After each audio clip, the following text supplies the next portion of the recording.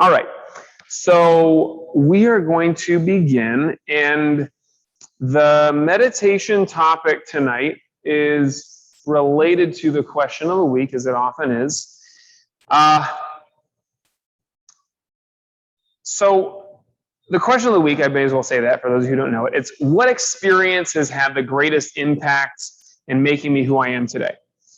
And the way that I'm going to at least start talking about this is the way that I think that most people take it when they first hear it, which is like, what single event, thing that happened that I experienced has had the biggest impact on making me who I am today?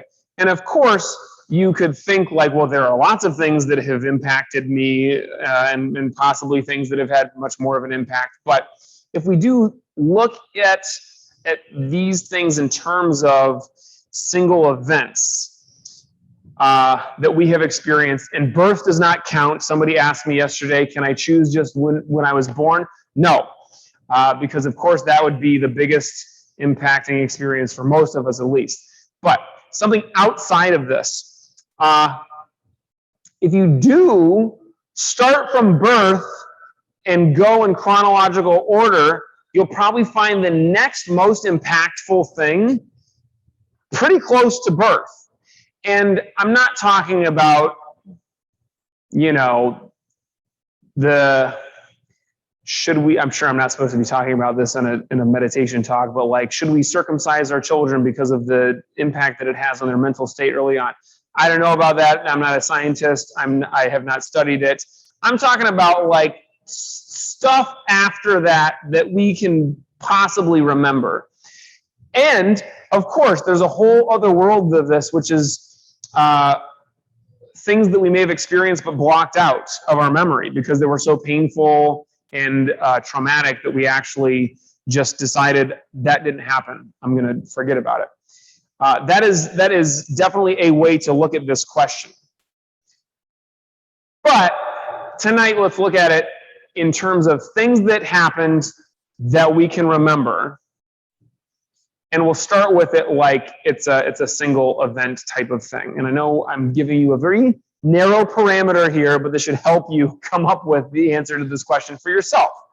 I'm going to talk about a couple of experiences that I've had, and this is not meant to influence you in making you decide like, yeah, I must have had something that's just like his. No, but we are all human beings and we all have similar experiences. Of course, we have, some dramatically different experiences, but a very large amount of what we do come across in life is pretty similar. This is what it is to be a human being. We are all beautifully unique snowflakes, and we're also exactly the same as everybody else, not unique at all. So this is a concept that I've heard in a few different places, and I don't know if it has a term in psychology, but essentially, when we're young, and when I say young, I mean young. Like, my earliest memory is when I was at Disneyland when I was 2 years old, and also when my brother was being born when I was 2 years old. I have a strong memory of being at Disneyland and seeing the Dumbo ride. And I have a strong memory of being in the hospital when my brother was being born, being there with my mom, and she handed me a small Tupperware of raisins that I ate when we were just chilling in the hospital. And for whatever reason, those things stuck in my mind. They were the two most interesting things that happened when I was 2. But probably not the very first thing that you remember, but maybe. Super young, you had an experience, and it was something that happened that your response to it was kind of dramatic. Something like, something's not right here. Something's not right with me. Something's not right with the world. And this is one of the first events in life or experiences that we have that really impact us in a lasting way. Of course, being born, of course, having my brother being born. These are things that impacted me in a lasting way. But I am talking about something that we were just old enough to process and to make it mean something lasting and to tell a story about it, that we decided, like, this is just truth. We made this decision when we were super young, and we decided that it is as real as the physical universe. It is as real as 2 + 2 = 4. And it's because we were so young and so easily influenced, and because there was nothing else going on in our brains, that we made these decisions, and we made them with such certainty that we have essentially been living out the rest of our lives just proving this decision to ourselves. And it is not something that, if you look back on, you would think of, yeah, that's a decision that I made. You have to really kind of dig into it and recognize that there was a decision that you must have made when this thing happened. So I'll give you an example from my life. One of the earlier memories that I know impacted me greatly was when I was 8 years old in Paris. I had this awesome trip that we got to go for my dad's work one summer. We stayed in Paris. And I remember lots of different sightseeing. We got to go to all these cool castles and had lots of incredible experiences. But the thing that stuck with me, could have happened anywhere in the world that has a subway or a metro station. So my family and I were going on a trip to visit Napoleon's tomb. And I don't remember enough about the actual tomb to speak on it with any kind of like memory that can be trusted. But I remember the thing that happened on the way there very, very vividly. So I'm 8 years old. I'm tiny. I'm pretty sure I'm wearing a red sweatshirt. I'm with my mom and my brother. I don't remember what my brother's wearing. I'm pretty sure our babysitter is also with us. She came with us to Paris. And my mom's wearing a Mickey Mouse watch. The Mickey Mouse watch has nothing to do with this story, but I remember her wearing it, and she also always wore it. So pretty easy to remember that. But we are on the subway train. This is my first time in the subway. Super weird and scary. It's dark and underground, and everyone is speaking French. And we are on the train heading towards Napoleon's tomb. And I'm, of course, in my brain like, we're going to see a tomb. What's going to happen? Is Napoleon going to come to life and curse me? Or like, what is going to happen when we get there?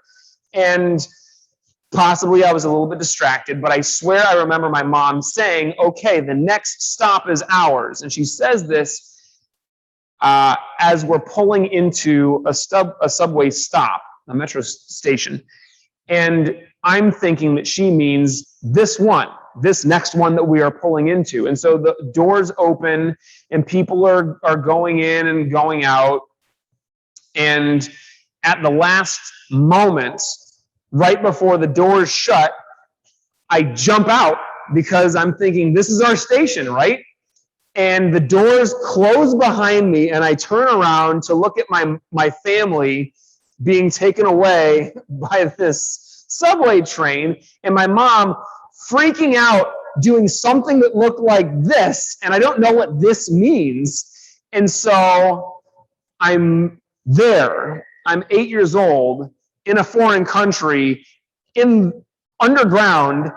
And of course, because I'm a normal person, I think I'm going to die right now. I am positive that I'm going to die. I think, is someone going to build a tomb for me? I don't know. But this is certainly the last time I will ever see my family. I'm scared to death. And I don't know what to do. So I'm sure I vaguely had a memory of somebody saying, if you get lost, stay where you are. But I don't think that I consciously made that decision. I just didn't know what to do. So I turned around and I just was walking over by myself, this tall. Immediately, a woman came over speaking perfect English to me, asked me, "Are you okay? Are you alone? Are you lost?" And I just said, no, because I was scared and I didn't know what to do. And so I walked over and I sat down on the bench. And I wasn't waiting for my family to come back because I thought they're never coming back. I don't know what's going to happen, but it's terrible. And so I just sat there and stewed for 20 minutes, which seemed like 20 hours. And eventually, of course, they came back. They got on the train going in the opposite direction. They showed up. My mom was, I'm sure, surprised that I was still there. And my brother totally oblivious, and the babysitter, who knows. But they got me on the train, and we went on our merry way. We went to see Napoleon's tomb, and that was it. And I have a memory of the tomb, which I'm sure doesn't match what it actually looks like in real life. But the rest of the trip went by more or less without anything exciting happening. That's the last really big thing that I remember from that trip. And I think it would be a stretch to say that I felt, lastingly scarred from that. I don't think that I have experienced many things, or probably nothing in my life that has been so traumatic that I would consider it to be that trauma or scarring. But I think if I had anything that would come close to qualifying as that, it would be something like this. And so I believe what happened in that moment was I decided a couple of things, all kind of around this idea of people are going to abandon me. People will always abandon me. And I'm not good enough, like I'm not worth it for people to not abandon me. And that might be reading into it, but it makes sense, at least to me, looking back on it, knowing the kind of person that I was for many years after that. Whenever my parents would go out, like for dinner, if they were gone for more than an hour, I was positive they were never coming back. And this kind of showed up in relationships that I had earlier on in life, and in all kinds of areas where I could at least draw, connect the dots to this. And maybe something happened even earlier than that I could say, well, that's actually the trauma, the thing that happened, but whatever. Almost guaranteed, we all have something or several things like this. An event that happened early in life that when it happened, you decided something. You decided that it meant something, but it wasn't like you sat down and thought, what does this mean? It was an instantaneous reaction to it that seemed like it could be the only possible truth. And again, you made it so real that it became part of who you are and part of the reality, part of just the fabric of the universe. And so for a long time, that was who I was to myself. Like, I am worthless, going to be abandoned, and that's just me. And it took a long time, and somebody putting it in this kind of light before I was able to look back on this and recognize how this, kind of victim type of woe is me person that I felt like very often, how that was a decision that I wasn't born with this. It was not something that is innate in us as human beings. It's something that I, at least in some way, decided. And the first response that many of us have from this realization is, why did I do that? Why did I torture myself for all these years with this dumb decision that I made? But the truth is that when we made this decision, we were super young and we were super dumb. And that's exactly what you're supposed to be when you're young. You're not supposed to know anything. And so take it easy on your 8-year-old self or your 3-year-old self. Like you're supposed to be that way. And it's all part of the magical mystery of our life on this planet. We are meant to experience these things, deal with it in a certain way, and then learn from it. And then maybe if we get the chance to go back and think about it, maybe we get to make a different decision about what these things mean and who we really are to ourselves. So if it's something that we decided in a very strong way like that, and I think the younger we are, oftentimes the bigger impact these things have on us, it could take quite a bit of work to unwind all of this and reprogram our minds to think in a different way, to think that what we were so sure was 2 + 2 is 4 is now something else. What we actually thought was, what is it in what is that? It's a Ray Bradbury book, right? 2 + 2 is 5. What is that famous thing? It's nobody knows what I'm talking about. Just give me the fingers. Nobody remembers. It's a book, 1984. No, it's 1984, I believe, right? You guys read a book in middle school. So in any case, in this book, people are brainwashed to believe that this. I'll just say it's 2 + 2 = 5. Orwell. Okay, great. Thanks, Ari. So it's something. Somebody said something at some point that wasn't real, and they had the whole society brainwashed to believe this. And this is us. Like, we don't need anybody to brainwash us. We do it for ourselves. We go through life making these decisions and taking things in and making them our reality. And it's super important and empowering to recognize this, because if we are making our reality, then we get to change it, right? This is like taking the red pill. This is like taking the pill that wakes us up, and we get to then decide. I should really stop making references from pop culture that I clearly don't remember. It should be an empowering recognition, right? I now get to decide, right? If I made my reality, if I decided this and I made myself this way, now I get to then choose. If I want to change it, I can change it. So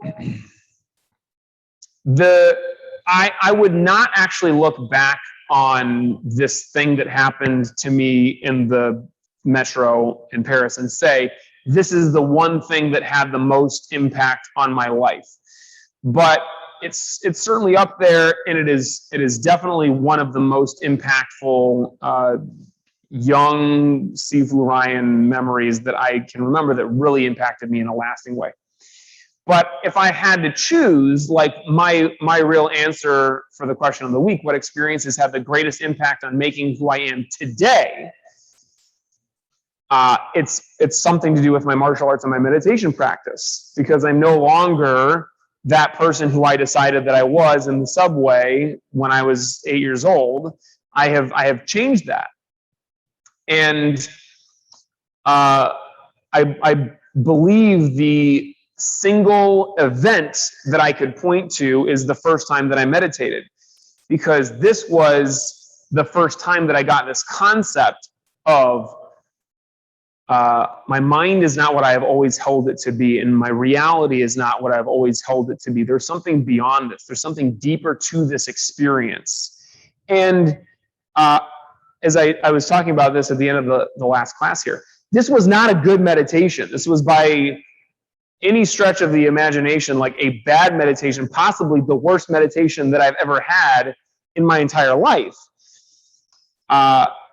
But I was at Sifu Brown School in Michigan. I was listening to a talk, and he said all kinds of wise, amazing things that I'm sure really changed me. But the moment when I sat to meditate, and before I got really uncomfortable and before I just lost it, within the first 10, 15 minutes of sitting to meditate, I was actually able to focus on my breath for long enough. It was probably less than a second, but long enough to let my thoughts, melt away, to let myself melt away, and I was just there with the feeling of the breath. And of course, as soon as it happened, I was all celebrating. I'm doing it. I'm the best meditator ever. I'm enlightened. This is it.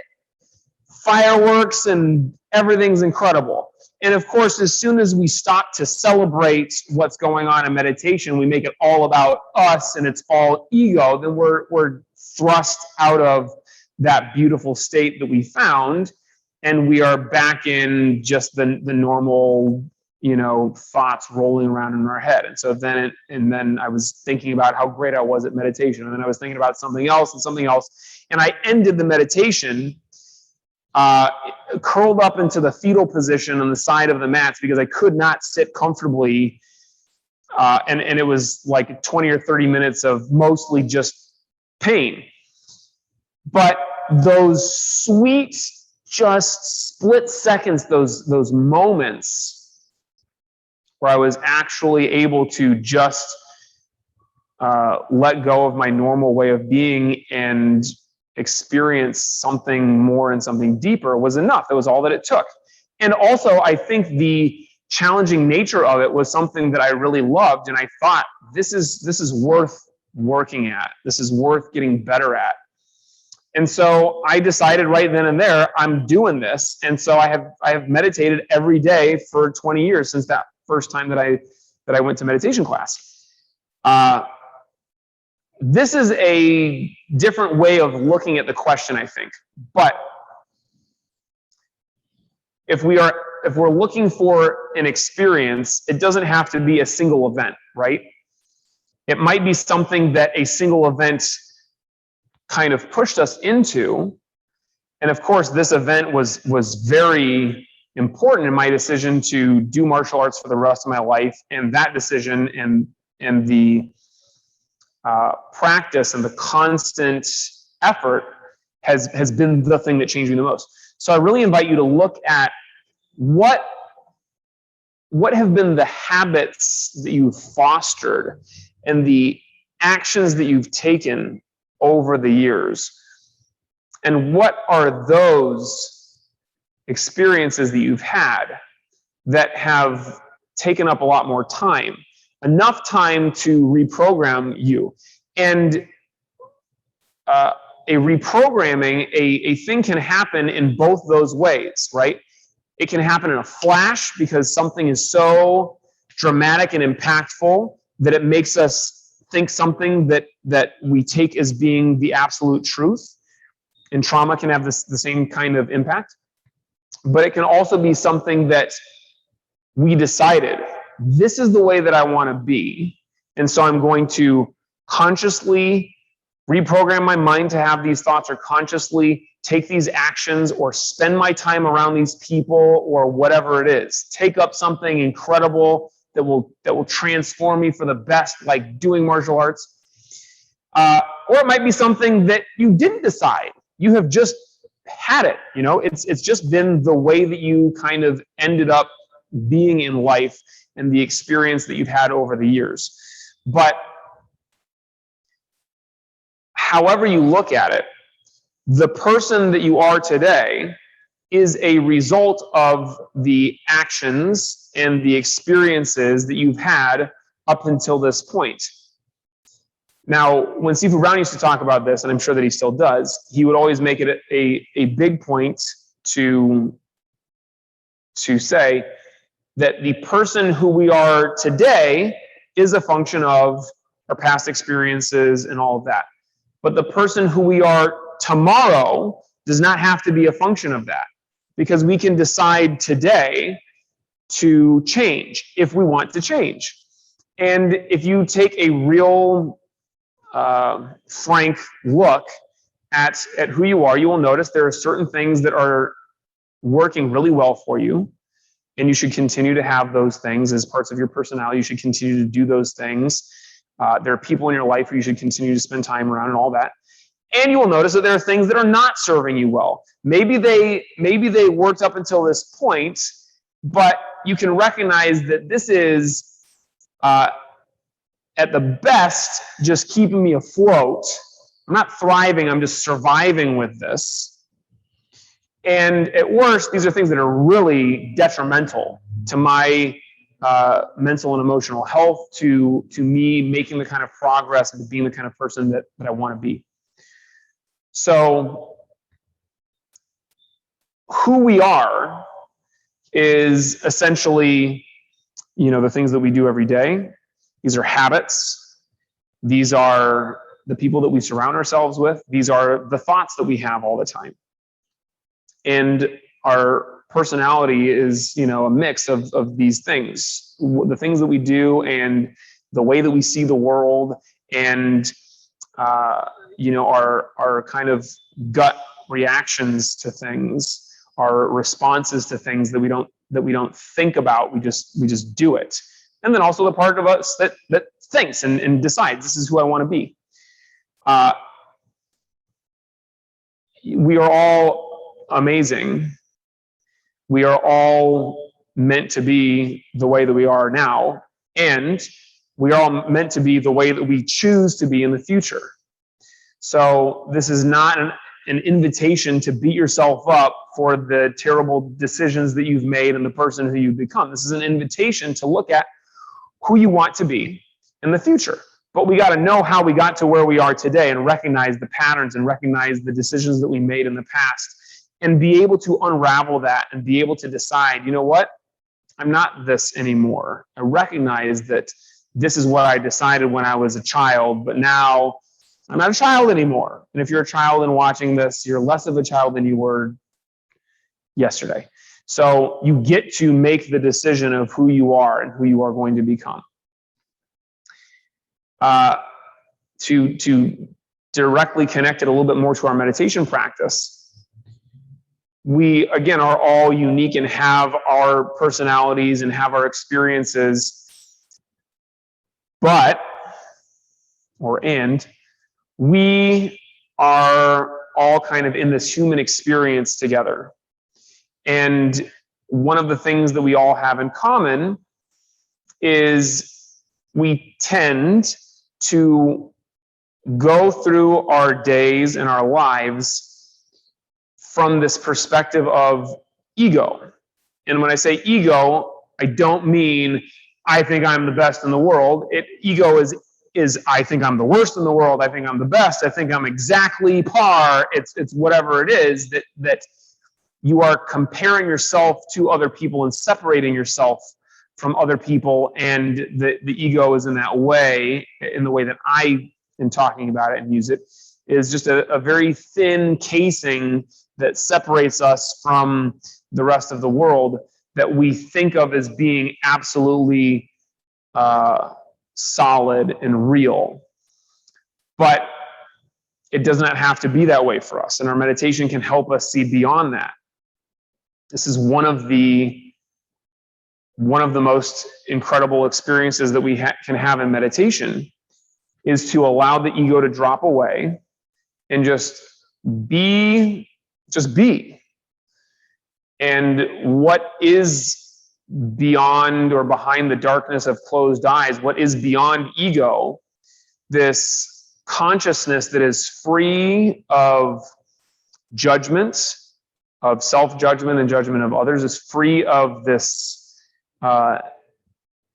separation, is all-encompassing and so vast. The experience of this is something that will absolutely fundamentally change the people that we are and that we become. Now, this can happen in a flash. You might have an experience, and maybe you've read about people's experiences in meditation, or maybe you've heard people talk about their experiences in the way that they are so dramatic, and like they actually saw lights, or they heard sounds, or they had a feeling of warmth, or whatever the experience is. And you might have an experience like that, and you might not. I had an experience that I thought was that for a while, and many of you have heard about it. I was in a meditation early on in my practice, and I had this what felt like an out-of-body experience, and I was It felt like my head was floating up on the ceiling of the dojo, and I was positive if I opened my eyes that I'd be looking down on my body and seeing everything else. But then the more and more I thought about it, like, this is so cool that this is happening right now. Wow, I must be so amazing at meditation. I realized that there was just something off, and I asked my Sifu about it, and he said, that's interesting, keep going. Don't get attached to it. And then I realized later on that this was probably not it was what I made of it, right? It was not proof that I was the next enlightened soul, but probably just like had a weird posture and didn't have enough oxygen going to my brain or whatever it was. But that is not to say that if you have an out-of-body experience or whatever it is that you have, that's not to say that it is not real or that it should not have an impact on you, because it can mean exactly what you want it to mean. So we can have in meditation these experiences that happen like that and that can change us forever.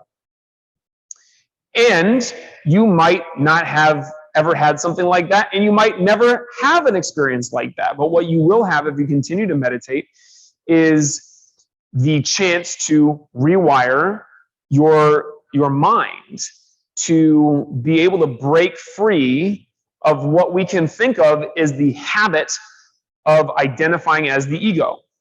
Because this on some level is no more than a thought that we just keep going back to, right? We see somebody else, I see Tim and I say, that's Tim over there, he's separate from me. I see Tanya and I say, that's Tanya, right? I'm her teacher and she's my student. Well, whatever it is, however it is that we compare and separate ourselves from other people, it's a habit.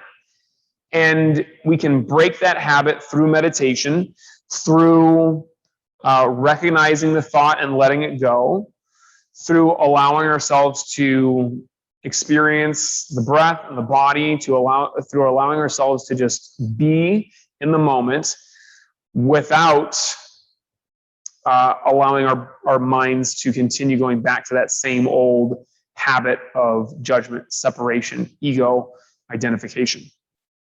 So when you meditate in this class, recognize that that is what is available for you now. And it might be tonight's the night you have those fireworks go off and you're changed forever. That's only going to happen if you sit still and you are very focused and you allow it to happen, but you don't force it to happen. Same with the other. You will only be able to reprogram the consciousness and be able to break through this habit of ego identification if you just sit and allow the ego to melt away and allow those thoughts to melt away and just be in the present. In this moment, there is nothing to do. There is nothing that we need to accomplish. There's nothing that we need to think about. Just be present. You've set aside this time, so use it to just experience what is beyond the ego. And the more we allow ourselves to do this, the more we reprogram our minds to be in that state, the more often it will happen. And then eventually, I believe, we'll be able to sustain it for a very long period of time or infinitely. And, don't freak out about it, and don't think if it didn't happen tonight, it's never going to happen. We have no idea. All we know is that if we choose to create this habit, this consistent experience of meditation, that we're more likely to be able to be that person going on into the future. So let's do it. Sit comfortably.